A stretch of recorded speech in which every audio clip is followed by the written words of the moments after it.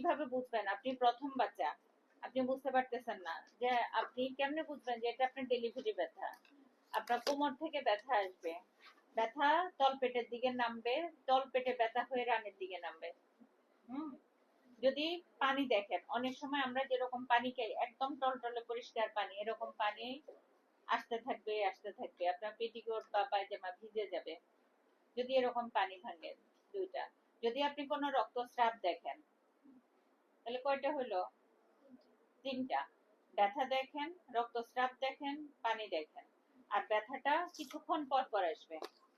হ্যাঁ, ধরেন আপনার কিছুক্ষণ পরে আসছে, আপনি চিন্তা করতেছেন যে এটা কি ব্যথা কিনা, ছেড়ে যাচ্ছে, আবার 10-15 মিনিট পরে আবার আসতেছে। হ্যাঁ,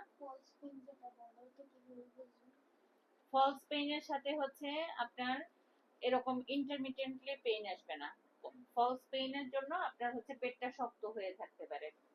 হুম, তবে আপনি অপেক্ষা করবেন, যদি দেখেন যে এটার সাথে রক্তস্রাব দেখা যাচ্ছে, পানি দেখা যাচ্ছে, তাহলে চলে আসবেন।